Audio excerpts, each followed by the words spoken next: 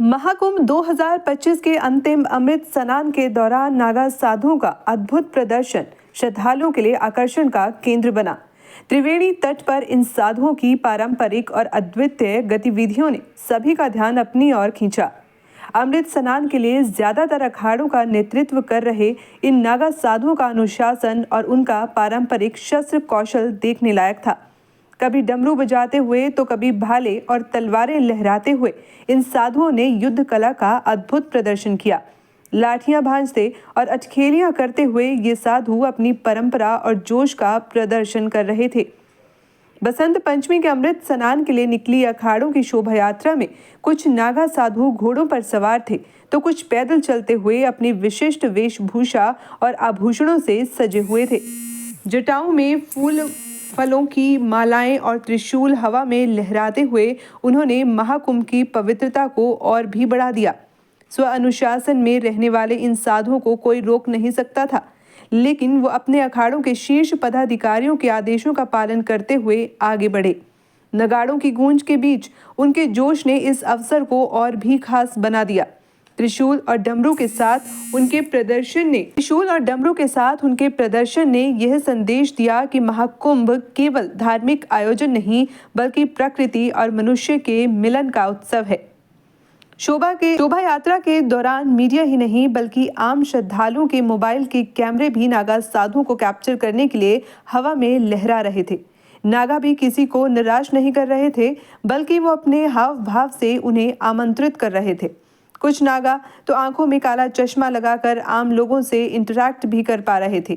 उनके स्टाइल को हर कोई कैद कर लेना चाहता था। यही नहीं, नागा साधु नगाड़ों की ताल पर नृत्य करते हुए अपनी परंपराओं का जीवंत प्रदर्शन कर रहे थे। उनके जोश और उत्साह से भरपूर गतिविधियों ने श्रद्धालुओं के बीच अपार उत्साह पैदा किया। जितने उत्साहित नागा साधु थे उतने ही श्रद्धालु भी उनकी हर गतिविधि को देख मंत्रमुग्ध हो गए। स्नान के दौरान भी नागा साधुओं का अंदाज निराला था। त्रिवेणी संगम में उन्होंने पूरे जोश के साथ प्रवेश किया और पवित्र जल के साथ अटखेलियां की। इस दौरान सभी नागा आपस में मस्ती करते नजर आए। पुरुष नागा साधुओं के साथ ही महिला नागा सन्यासियों की भी बड़ी संख्या में मौजूदगी रही। पुरुष नागाओं की तरह ही महिला नागा सन्यासी भी उसी ढंग से तप और योग में लीन रहती हैं। फर्क सिर्फ इतना होता है कि ये गेरुआ वस्त्र धारण करती हैं, उसमें भी ये बिना सिलाया वस्त्र धारण करती हैं। उन्हें भी परिवार से अलग होना पड़ता है। खुद के साथ परिवार के लोगों का पिंडदान करना होता है, तब जाकर महिला नागा सन्यासी बन पाती है। जब एक बार महिला नागा सन्यासी बन जाती है तो उनका लक्ष्य धर्म की रक्षा, सनातन की रक्षा करना होता है। इस महाकुंभ में हर कोई इनके बारे में जानने को उत्सुक नजर आया। नागा साधु ने अपने व्यवहार और प्रदर्शन से यह संदेश दिया कि महाकुंभ केवल धार्मिक अनुष्ठान नहीं बल्कि मनुष्य के आत्मिक और प्राकृतिक मिलन का उत्सव है। उनकी हर गतिविधि में महाकुंभ की पवित्रता और उल्लास का अद्वितीय अनुभव झलक रहा था। महाकुंभ 2025 का यह आयोजन नागा साधुओं की विशिष्ट गतिविधियों और उनकी परंपराओं के कारण लंबे समय तक याद रखने के लिए, विश्व के मंगल के लिए यह हमारा स्नान है। लोक का मंगल हो, कल्याण हो, भारत की एकता और सामाजिक समरसता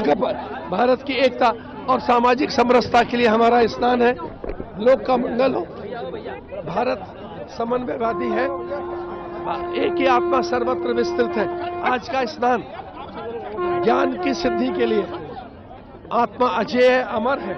हम पूरे विश्व का मार्गदर्शन करना चाहते हैं कि एक ही परिवार है, विश्व एक परिवार है, उसमें पशु पंछी परिंदे सभी एक है। तो ये हमारा स्नान सामाजिक समरसता के लिए, लोक कल्याण के लिए और इस ज्ञान के प्रसार के लिए, क्या मेरा विश्व यशस्वी प्रधानमंत्री माननीय नरेंद्र मोदी जी के मार्गदर्शन में उत्तर प्रदेश के अत्यंत संवेदनशील, सभ्य, शिष्ट और संस्कारवान आदरणीय योगी आदित्यनाथ जी महाराज के सत्संकल्प से आज हम स्नान कर सके।